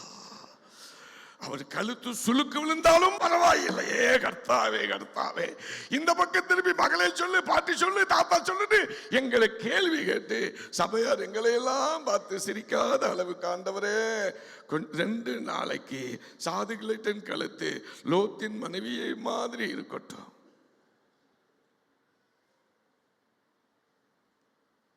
மரண அவஸ்தையோடு இருக்கிறீர்களோ? கடன் பிரச்சனை என்கிற அவஸ்தையோடு இருக்கிறீர்களோ? வியாதி என்னை விட்டு தொலைந்து போகவில்லை என்ற அவஸ்தையோடு இருக்கிறீர்களோ? சுகர் அதிகமாயிடுச்சு பிரதே, டெய்லி காலையிலையும் நைட்லையும் இன்சுலின் போட்டு கொண்டு இருக்கிறேன். இன்சுலின் போட்டு என்னுடைய 2 கைகளும் என்னுடைய 2 தொடைகளும் மரத்து போய் இருக்கிறது. நான் ஒரு சுகர் பேஷண்ட். இன்று காலையில் செக்அப் பண்ணும் பொழுது 310 காண்பித்தது. என் மகள் மிகுந்த மனைவி மிகுந்த வேதனைப்பட்டார். இப்படியே இருந்தா என்ன பண்றது? நமக்கு 2 பொம்பளை பிள்ளை இருக்கு. இந்த சுகர் கண்ட்ரோல் ஆக மாட்டுது. உங்கள் நிமித்தம் நாங்களும் உப்பு போடாமல் சாப்பிடுறோம். உங்க நிமித்தம் நாங்களும் கோதுமை கஞ்சி ஓட்ஸ் சாப்பிடுகிறோம். என் நண்பனே, அவஸ்தைப்பட்டு கொண்டிருக்கிறீர்களா? வியாதியின் கொடுமையில் அவஸ்தைப்பட்டு கொண்டிருக்கிறீர்களா? மருத்துவ செலவை சமாளிக்க முடியாமல் அவஸ்தைப்பட்டு கொண்டிருக்கிறீர்களா? என்ன சூழ்நிலைகளில் உங்கள் வாழ்க்கையில் அவஸ்தைகள்? வெளிநாட்டிற்கு அழைத்து போகிறேன் என்று சொன்னது நிமித்தமாய் அங்கு கடனை வாங்கி தாலி செயினை வைத்து 5 லட்சம் ரூபாய் ஏஜென்ட்டுக்கு கொடுத்தேன். அது எங்க ஊருக்காரத்தா. முற்றிலுமாய் நம்ம அண்ணன்னு கூப்பிட்டதை நம்பி 5 லட்சம் ரூபாய் கொடுத்து 5 மாதமாகி விட்டது. இதோ விசா வருகிறது, அதோ வருது என்று சொல்லிக்கொண்டு சொந்தக்காரன் தான் அண்ணன்னு சொன்னதை நம்பினே பொண்டாட்டி தாலி அடமானம் வச்சு 5 லட்சம் ரூபாய் கொடுத்தேன். எந்த பேப்பரும் மூவ் ஆகலை. நண்பனே, பணத்தை கொடுத்து ஏமாந்த நிலையில் என் பிள்ளை எப்படி ஆகிலும் வெளிநாட்டுக்கு போவான், என் பெண் பிள்ளைகளை கரையேற்றுவதற்கு அவனை நம்பி இருக்கிறேன் என்ற சூழ்நிலைகளோடு நீங்கள் அவஸ்தைப்பட்டு கொண்டு வந்திருக்கலாம். மனம் கலங்காதிருங்கள். 5 லட்சம் ரூபாய் கட்டி பிள்ளையினுடைய விசாவுக்காக ஆண்மகனுக்காக கட்டி ஏமாந்து இருக்கிற என் அன்பு சகோதரனே, ஜனவரி மாதம் 13ஆம் தேதி செவ்வாய்க்கிழமை உன்னுடைய பணம் ஒரு பைசா பாக்கி இல்லாமல் கிடைக்கும். ஆனால் உன் சகோதரன் சொன்னது பொய். தீர்க்க தரிசனமாய் சொல்லுகிறேன். 5 லட்சம் ரூபாய் கொடுத்திருக்கிறாய். உன் மகனுடைய வெளிநாட்டு வேலைக்காக 1 மாசத்தில் தந்து விடுவேன் என்று சொன்னவன் 6 மாதம் ஆகிவிட்டது. நொந்து வந்திருக்கிறாய் சகோதரனே. உன் வாய் சொல்லுகிறது, என் மகன் போகலனாலும் பரவாயில்லை, என் மனைவி கவரிங் தாலி போட்டு இருக்கிறார், பணத்தை நான் திருப்பி கேட்கிறேன். ஜனவரி 13ஆம் தேதி செவ்வாய்க்கிழமை 1 பைசா பாக்கி இல்லாமல் அந்த பணம் உன் கையில் கிடைக்கும். அவஸ்தைப்படுகிறீர்களோ? என்ன விதமான அவஸ்தைப்படுகிறீர்கள்? உங்கள் அவஸ்தைகளை எல்லாம் என் தேவன் இன்று ராத்திரியில் நீக்க போகிறார், தீர்க்க போகிறார், நீக்க போகிறார், தீர்க்க போகிறார். ஐயரே, என் மகன் மரண அவஸ்தைப்படுகிறார். அதோடு விட்டிருந்தால் பரவாயில்லை. அடுத்ததாக அந்த மகனை பெற்றவன் சொல்லுகிறான், ஐயா டைம் ஆயிட்டே இருக்கியா, கிரேஸ் ஆஃப் டைம் என்று 1 hour டாக்டர் கொடுத்து 1 மணி நேரம் தான் அவன் உயிர் இருக்கும், நீங்க சொல்ல வேண்டியவங்களுக்கு சொல்லுங்கன்னு சொல்லிட்டாரு. ஐயா மணி 8:40 ஆயிடுச்சு. 9:40 வரைக்கும் தான் டைம் கொடுத்திருக்கிறார். இப்பொழுது என் மகன் என்ன செய்ய போகிறார் தெரியுமாம்மா? என் மகன், come and tell me anybody, என் பிள்ளை மரண அவஸ்தையாயிருக்கான். Point number 1. பாயிண்ட் 2, ஐயா என் பிள்ளை, யாராவது சொல்லி பாருங்களேன், என் பிள்ளை, என் பிள்ளை 49 verse 49, John chapter 4 verse 49. வாசி மகளே, 4:49 வாசியம்மா. அதற்கு ராஜாவின் மனுஷன், ஆண்டவரே என் பிள்ளை சாக போறாயா. நம்ம ஊர் தினத்தந்தி பாசையில உயிர் ஊசலாடிக்கிட்டு இருக்கு. என் பிள்ளை சாக போகிறா. டாக்டர் டைம் கொடுத்துட்டார், இன்னும் 1 hour தான் இருக்கு. ஐயா என் பிள்ளை அவஸ்தைப்படுகிறான், ஐயோ என் பிள்ளை சாக போகிறான், தயவு செய்து வர வேண்டும். கானா ஊர்ல இயேசு இருக்கிறார். கப்பர்நகுவின் வியாதியஸ்தன் இருக்கிறான். கானாவூருக்கும் கப்பர்நகுமுக்கும் 500 கிலோமீட்டர் தூரம். நான் அதை ஆராய்ச்சி செய்து கொண்டிருக்கிறேன். PhDக்காக நான் ஆராய்ச்சி செய்து கொண்டிருக்கிறேன். 500 கிலோமீட்டர் தூரம். அந்த நாளில் குதிரை சேரட் என்று சொல்லுவார்கள். அந்த காலத்தில் ஒட்டகத்தில் தான் போக முடியும். 24 மணி நேரம் இயேசுவை பார்ப்பதற்கு போகணும், பிரயாணம் பண்ணணும். என் பிள்ளை மரண அவஸ்தைப்படுகிறான், ஐயா என் வீட்டுக்கு வரணும். இயேசு அவனை பார்த்தார். You can go, நீ போகலாம், உன் குமாரன் பிழைத்திருக்கிறான் என்று அவர் சொன்னாரா. அதற்கு அப்புறம் தான் மகளை 2க்கு மெயின் வேர்ஸ் சொல்லுது. கடைசி வார்த்தை வாசிய 50வது வசனத்தின் கடைசி வார்த்தையை வாசி. அந்த மனுஷன் இயேசு சொன்ன வார்த்தையை நம்பி போனான். பேதுரு கீழ்ப்படிந்தான், ராஜா நம்பினான். ஒரு அல்லேலூயா சொல்லுங்களேன். வார்த்தையை நம்பினான். வார்த்தைக்கு கீழ்ப்படிந்தவனுக்கு மேல்படி. வார்த்தைக்கு கீழ்ப்படிந்தவனின் தரித்திரம் போனது. வார்த்தைக்கு கீழ்ப்படிந்தவன் பொத்தல் பை அடைக்கப்பட்டது. வார்த்தைக்கு கீழ்ப்படிந்தவன் போட்டு நிரம்பினது. வார்த்தைக்கு கீழ்ப்படிந்தவன் இயேசுவோருக்கு அதிகாரம் பெற்றான். இரண்டாவது, இயேசு சொன்ன வார்த்தையை நம்பி போனான். நடக்குமா? கிடைக்குமா? அப்படி எல்லாம் இல்லை. நடக்குமா? கிடைக்குமா? அப்படி எல்லாம் இல்லை. பண்டித ரமாபாய் முக்தி மோட்சா டோண்டுக்கு பக்கத்தில் இருக்கு. அங்கே ஒரு 3 நாள் கன்வென்ஷன் கூப்பிட்டு இருந்தார்கள். பாஸ்டர் சாலமன் பண்டோடைய தந்தையார் டேவிட் பண்டாரி அன்னைக்கு எனக்கு உதவி செய்யும்படியாய் பாஸ்டர் விஜயராஜ் பம்பாயிலிருந்து வந்திருந்த நாங்கள் 3 பேரும் சென்றோம். பண்டித ரமாபாய் முக்தி மோட்சாவில் ஆண்களுக்கு அனுமதி நாட் அலவுடு. ஆனால் எனக்கு டவுன்ல நடந்த மீட்டிங்கை முன்னிட்டு என்னை அங்கே கூப்பிட்டு இருந்தார்கள். போனோம். முதல் நாள் கூட்டம் முடிந்தது. அந்த செக்ரட்டரி அம்மா என்னிடத்திலே ஒரு காரியம் சொன்னார்கள். முக்தி மோட்சாவுடைய மேனேஜர் 72 வயது சீத்தல் மன்னிக்க சீத்தல் என்னுடைய அம்மா மிஸ் சீத்தல் படுக்கையாயிருக்கிறார்கள். பாஸ்டர், நாங்கள் இவங்களை வைத்து கூட்டம் நடத்துவதற்கு காரணமே எங்கள் மேனேஜர் அம்மா சுகமடைய வேண்டும் என்பதற்காக தான். எல்லா வெளிநாடுகளுக்கும் அவர்கள் மூலமாக தான் தொடர்பு உண்டு. எங்க சீத்தல் சுகமடைய வேண்டும். படுக்கைய பெட் ரிட்டன் படுக்கையாயிருக்கிறார்கள். முதல் நாள் கூட்டம் முடிந்தது. நானும் பாஸ்டர் சாலமோன் பண்டாருடைய தகப்பனார் டேவிட் பண்டாரியும் விஜயராஜும் அந்த படுக்கைக்கு சென்றோம். இரவு 9:45 மணி. நான் கையை கட்டி, அவர்கள் எல்லாம் அன்மேரிடு மக்கள், அங்கே இருக்கிற ஆசிரமத்தில் இருக்கிறவர்கள் அன்மேரிடு தான். நான் கையை கட்டி நான் தமிழில் தான் ஜெபம் செய்தேன். பாஸ்டர் டேவிட் பண்டாரி மராட்டியிலே அதை மொழிபெயர்த்தார்.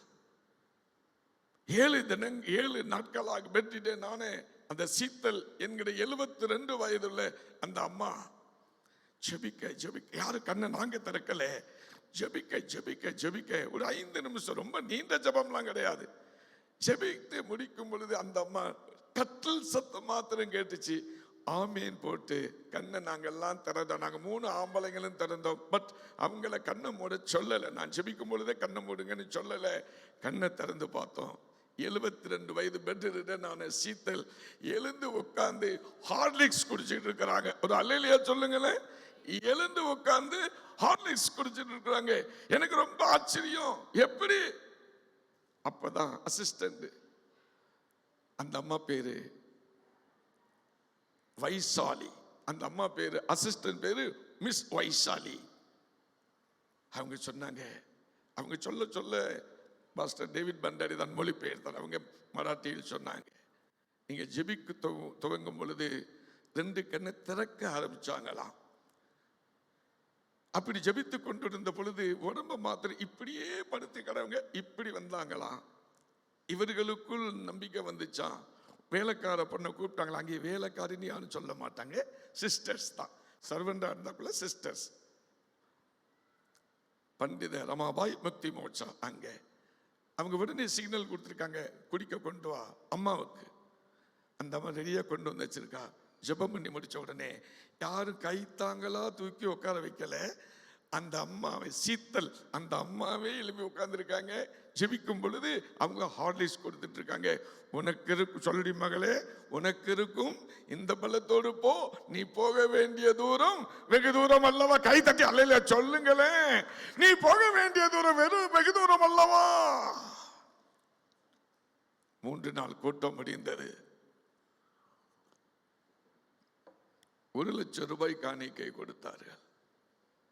வேத புஸ்தகத்தை கையில் எடுத்து சத்தியமாய் சொல்லுகிறேன், 1 ரூபாய் கூட காணிக்கை வாங்கவில்லை. என் சொந்த செலவிலேயே வந்து போனேன். அந்த பண்டித ரமாபாய் முக்தி மோட்சாவுடைய ஊழியங்களை அறிந்திருக்கிறேன். அவங்க மந்த்லி மேகசின் எனக்கு வந்து கொண்டு இருக்கிறது. அதன் அடிப்படையிலே உங்கள் ஆசிரமம் என்கிற ஒரு வழியினாலே ₹1 காணிக்கை வாங்காமல் நான் கடந்து போனேன். தேவன் எனக்கு பல வழிகளில் ஆசீர்வாதங்களை இன்று வரையிலும் கொடுத்து கொண்டு வருகிறார். இல்லையா சொல்லுவீங்களா என் நண்பர்களே? அவர் சொன்ன வார்த்தையை நம்பி போனார். ஏசு ஐயரே, என் மகன் மரண அவஸ்தைப்படுகிறான். ஏசு ஐயரே, என் மகன் சாக போகிறான். வார்த்தையை கேட்டான். நீ போ, உன் குமாரன் பிழைத்திருக்கிறான் என்று சொன்ன அந்த வார்த்தையை நம்பி போகிறான். வீட்டிலிருந்து வேலைக்காரன் எஜமானனை நோக்கி, கப்பர்நகூமிலிருந்து வேலைக்காரனாகிய அந்த கப்பர்நகூம் ராஜாவின் வீட்டு வேலைக்காரன் கானாவூரை நோக்கி எஜமானனை நோக்கி ஓடிக்கொண்டிருக்கிறான். ஓடிக்கொண்டிருக்கும் பொழுதே உள்ளம் சொல்லுகிறது, அதோ உன் எஜமான் வந்து விட்டா. ஒரே சொன்னா, ஐயா, நம்ம நல்லா கேட்டுங்க, நம்ம மகன் பிழைச்சிட்டான். வார்த்தையை கொட்டா பாருங்க, நம்ம மகன் பிழைச்சிட்டான். எப்படி பிழைச்சா, ஏன் பிழைச்சா, எந்த டாக்டர் போட்டீங்க, என்ன ஊசி போட்டீங்க, என்ன மருந்து, கேள்வி இல்லை. இவன் ராஜா சொன்னா, எந்த மணி நேரத்தில்? நேற்று 7ஆம் மணி நேரத்தில் பிழைத்தான். இயேசு தன்னுடனே சொன்ன மணி நேரம் அதுவே என்று கண்டு அவனும் அவன் வீட்டாரும் 51 வாசி மகளே, 51 வாசிங்க, சீக்கிரம் வாசித்து முடிங்க. அவன் எதிர்கொண்டு வந்து என்று அறிவித்தார்கள். அப்பொழுது எந்த மணி நேரத்தில் என்று அவனிடத்தில் விசாரித்தான். அவர்கள் நேற்று 7ஆம் மணி நேரத்தில் ஜுரம் விட்டது என்றார்கள்.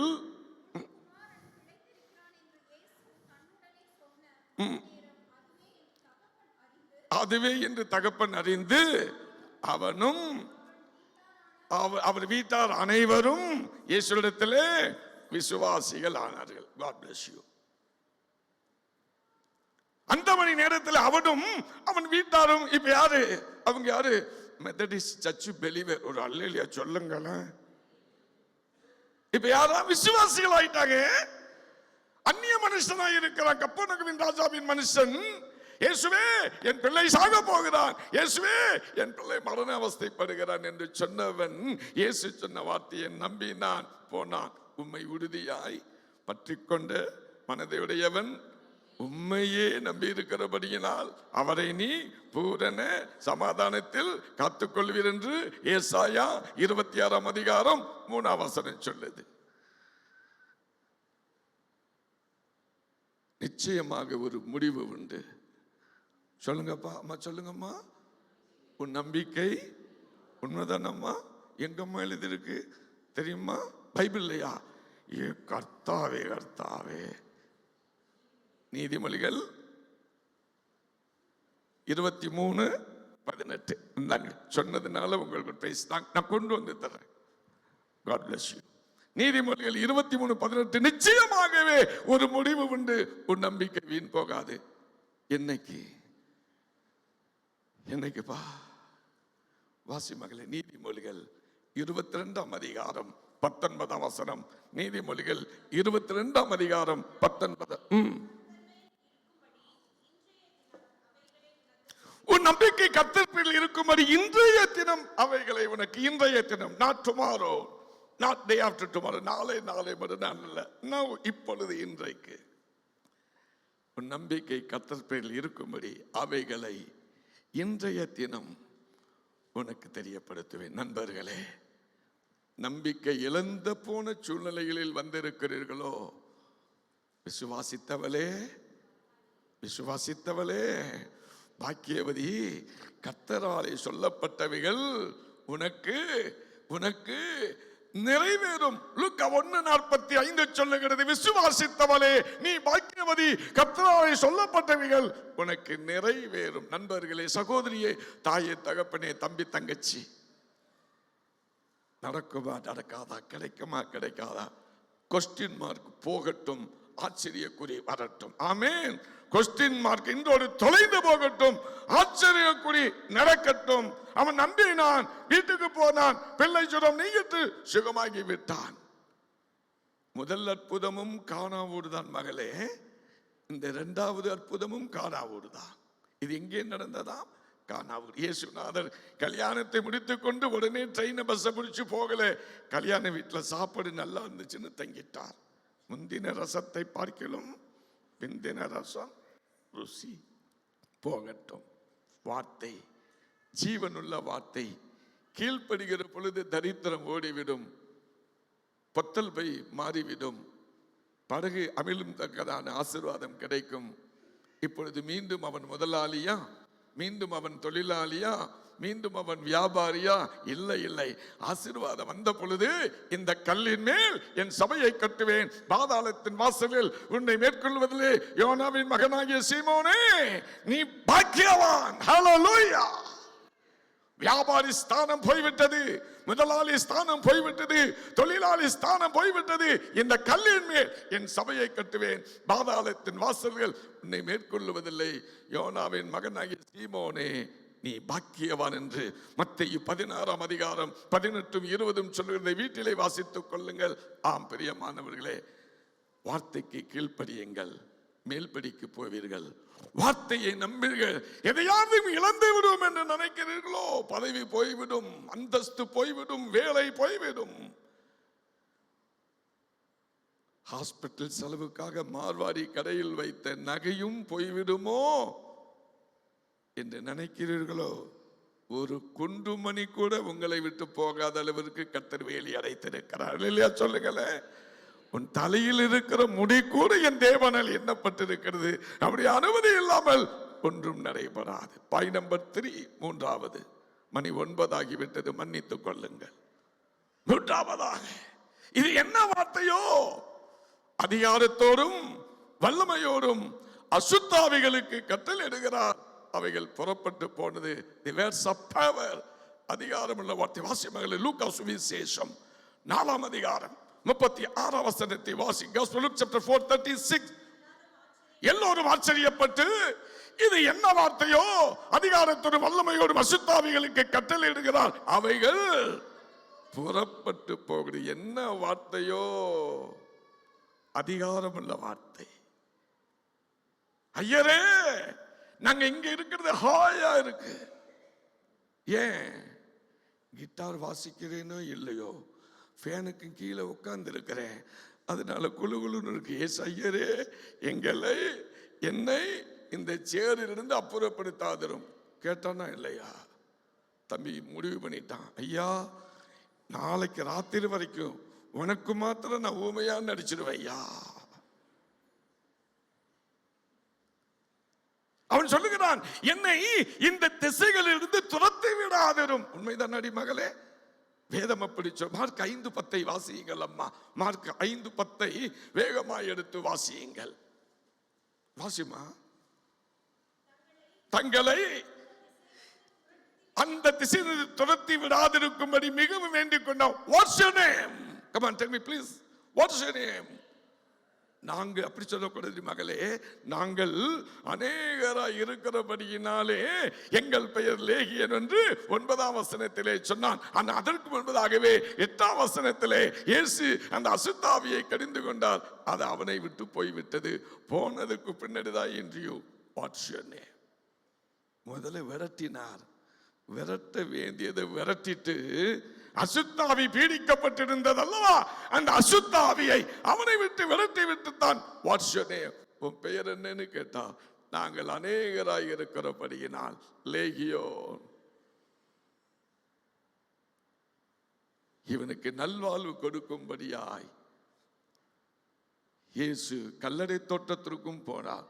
நண்பர்களே, தயவு செய்து கவனித்துக் கொள்ளுங்கள். பேதுருவை கடற்கரைகளை சந்திக்கிறார். கப்பனகவி ராஜாவின் மனுஷனை அந்நிய ஊரிலே, கானா ஊரிலே சந்திக்கிறார். இந்த லேகியோனையோ கல்லறை தோட்டத்தில் சந்தித்தார். அசுத்தாவி அங்கிருந்து புறப்பட்டு வந்தது, கல்லறை தோட்டத்திற்கு போனார்.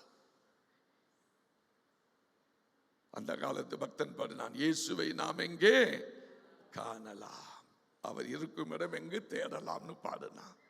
கல்லறை தோட்டம், அங்கதான் இருக்கிறான். ஒரே ஒரு வார்த்தை தான், அசுத்தாவியே இந்த மனுஷனை விட்டு புறப்பட்டு வாசிமா 8வது வசனத்தை வாசிமா. ஏனெனில் அவனை நோக்கி அசுத்த ஆவியே, ஒரு வார்த்தை இந்த மனுஷனை விடு போ. நம்மால என்ன பண்ணிருப்பான் சொல்லுங்க தம்பி, என்ன பண்ணிருப்பான்? இங்க கூப்பிட்டு ஆட வச்சு மைத்த பிடிச்சி ஒரு உழுக்கி செல்லுல, டே தம்பி எடு, போட்டோ எடு, சீக்கிரம் எடு, மேகசின்ல போடணும், எடு, எங்கிருந்து வந்த, எப்ப வந்த, எப்ப போவ, உன் பேர் என்ன, இத்தனை கேட்டு வந்த பிசாச இவனை பிரசவ வேதனை உண்டாக்கிடுவான். ஒரே ஒரு வார்த்தை, அசுத்தாவியே இந்த மனுஷனை விட்டு புறப்பட்டு போ. உடனே 6000 நாமங்கள் கொண்ட அசுத்தாவிகள் 2000 பன்றி கூட்டங்களோடு போய் கடலிலே மாண்டு போய்விட்டது. சுகமாகி விட்டான், வஸ்திரம் தரித்திருக்கிறான். இங்கே நீங்கள் அற்புதத்தை நீங்கள் மிக தெளிவாய் பார்க்க வேண்டும். இவன் சுகமடைந்ததற்கு பின்பதாக அழுக்கு உள்ளவனாய் இல்லை, வஸ்திரம் தரித்தானாம். 16 வாசியுங்கள் அம்மா. கண்டவர்களும் பாருங்க, விவரமாய் சொல்றாங்க. ஏன் விவரமா சொன்னாங்க? 15ஆம் வசனத்தை வாசிங்க அம்மா. 15 வாசிங்க. வந்து லேகியோனாகிய பிசாசுகள் பிடித்திருந்தவன் புத்தி தெளிந்து வஸ்திரம் தரித்திருக்கிறதை கண்டு ஜனங்கள் பயந்தாங்களாம். இத்தனை நாள் ஜனங்களை பார்த்து இவன் பயந்தான், சுகமானதுக்கு அப்புறம் இவனை பார்த்து ஜனங்கள் பயந்தாங்க. அல்லேலூயா சொல்லுங்களேன். புத்தி தெளிஞ்சிருச்சு. நம்ம யாரு அம்மா சொல்லுங்கம்மா, நம்ம யாரு? புத்தி தெளிஞ்ச கிறிஸ்தவங்க. ஒரு அல்லேலூயா சொல்லுங்களேன். புத்தி தெளிந்த கிறிஸ்தவர்கள். நம்ம புத்தி தெளிந்த கிறிஸ்தவங்களா இருந்தா பப்ளிக்கை பார்த்து நம்ம பயப்பட வேண்டாம், நம்ம பார்த்து பப்ளிக் பயப்படணும். அல்லேலூயா சொல்லுவீங்களா? இப்ப பப்ளிக் இவனை பார்த்து பயப்படுது, இவன் சுகமாயிட்டான். இப்ப இயேசுநாதர் டியூட்டியை முடிச்சிட்டு கல்லறை தோட்டத்தில் அற்புதத்தை செய்து டியூட்டியை முடிச்சிட்டு படகுல ஏற போறார். சீசரெல்லாம் முன்னாடியே போய் உட்கார்ந்துட்டான். வேகமா சுகமானவன் வர்றான். எஸ் ஐயரே, நானும், தெரியுமா மகளே, தெரியுமா தெரியாதா? தெரியும், தலையாட்டிடணும். நானும் உம்மோடு இருக்க எனக்கு உத்தரவு கொடும், பர்மிஷன் கொடும். எனக்கு இந்த லைஃப் போர் அடிச்சிச்சு, நிகிடி லைஃப் போர் அடிச்சிச்சு, டெகுடோட லைஃப் போர் அடிச்சிச்சு, லோனாவாலா லைஃப் போர் அடிச்சிச்சு, கண்டாலா லைஃப் போர் அடிச்சிச்சு. ஆண்டவரே இயேசுவே, உன்னோடு நான் வர்றையா, என்னையும் நீ இணைத்துக் கொள்ளும். நானா இருந்தா என்ன பண்ணியிருப்பேன்? சரி, எனக்கு பெய் தூக்கிறதுக்கு ஒரு ஆள் இல்லை, எப்படி போவேன்னு தெரியாது.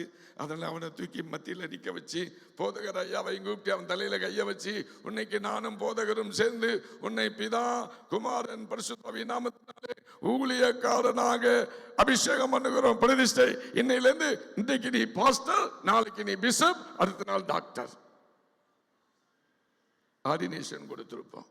எங்களுக்கு பவர்ல ஆர்டினேஷன் கொடுத்திருப்போம். ஆனா இயேசு அப்படி செய்யல. டேய், உனக்கு மனைவி இருக்கா, மக்கள் இருக்கா, தாய் இருக்கா, தங்கை இருக்கா, தம்பி இருக்கா, அண்ணன் இருக்கா, தம்பி இருக்கா, எல்லாம் இருக்கா, உனக்கு குடும்பம் இருக்குடா.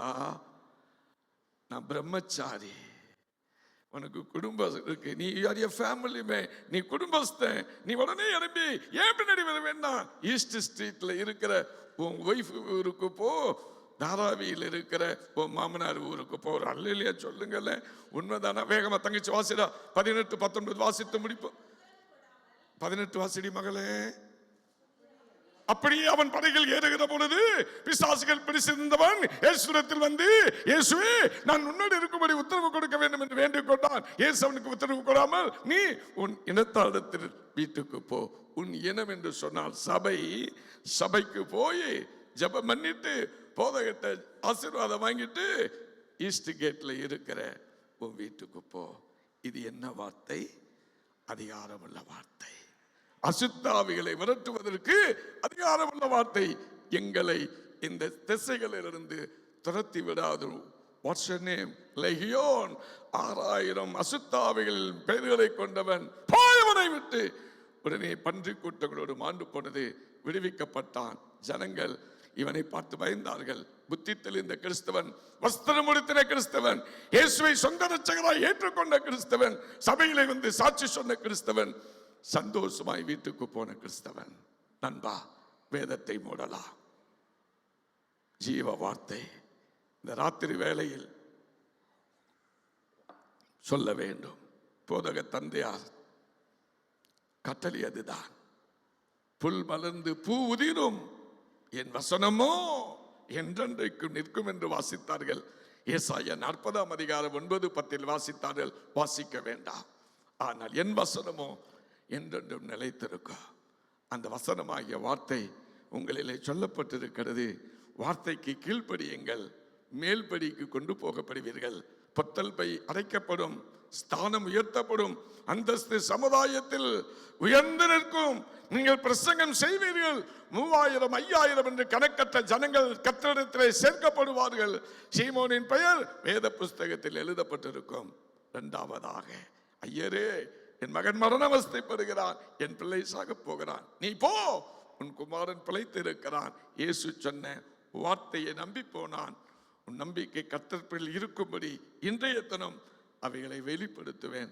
நம்பி போனவன் மரிக்கும் தருவாயில் ஒப்பு கொடுக்கப்பட்ட மகனை மீட்டுக் கொண்டான், வாழ்ந்து சுகித்திருந்தான். மூன்றாவதாக, ஐயரே, இந்த திசைகளிலிருந்து எங்களை துரத்தி விடாதரும், நாங்கள் இங்கே இருப்பது நலமாயிருக்கும் என்று சொல்லி இருந்தாலும் கூட, அசுத்த ஆவி உனக்கு வேண்டாம், நல்ல ஆவி பரிசுத்த ஆவி உனக்கு வேண்டும் என்று பரிசுத்த ஆவியின் அபிஷேகத்தை பெறும்படியாய் அசுத்த ஆவியை பாதாளத்திலே அனுப்பும்படி பன்றி கூட்டங்களோடு அனுப்பினார். நண்பர்களே, இந்த ராத்திரி வேளையில் உங்கள் வாழ்க்கை எப்படி இருக்கிறது? ஒரு நிமிடம் அமர்ந்த வண்ணமாகவே கண்களை மூடுவீர்களா? 1-2 நிமிடங்கள் மாத்திரம் நான் எடுத்துக்கொள்ள விரும்புகிறேன். நன்றி இயேசு சுவாமி. என்ன பிரசங்கம், என்ன தலைப்பில் பிரசங்கம் எனக்கு தெரியாது.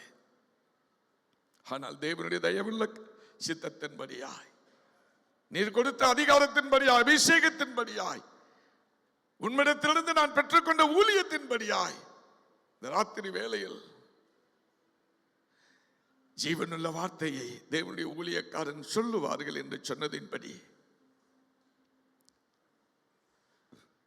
நாங்கள் ஜெபிக்கிறோம். எவ்வளவு வருமானம் வந்தாலும் போதவில்லை என்ற நிலைமையில் இருக்கிற பற்றாக்குறை இன்றொரு குடும்பத்தை விட்டு நீங்கட்டும். என் பிள்ளைகள் பலகீனப்பட்டு இருக்கிறார்கள், விசுவாசத்திலே பலகீனப்பட்டு இருக்கிறார்கள், சரீரத்திலே பலகீனப்பட்டு இருக்கிறார்கள். அந்த பலகீனங்கள் தொலைந்து போகட்டும். நம்புகின்ற வார்த்தை வாழ்வு தரும் அல்லவா? நான் ஜீவனுள்ள தேசத்தில் கர்த்தருடைய நன்மையை காண்பேன் என்று விசுவாசியாதிருந்தால் கெட்டுப்போய் இருப்பேன் என்று சங்கீதம் 27:13 தாவீது எழுதி வைத்தார். ஜீவனுள்ள தேசத்தில் கர்த்தருடைய நன்மையை காண்பேன் என்று விசுவாசியாதிருந்தால் கெட்டுப்போய் இருப்பேன், ஆனால் விசுவாசிக்கின்றேன். அது நம்பப்படுகின்றவர்களின் உறுதியும் காணப்படாதவர்களின் நிச்சயமாய் இருக்கிற விசுவாசத்தின்படி என் பிள்ளைகளை நல்ல பிள்ளைகளாக, புத்தியுள்ள பிள்ளைகளாக நான் வளர்க்க எனக்கு அப்படிப்பட்ட ஞானத்தை தந்ததற்காக நன்றி என்று சொல்லுவீர்களா?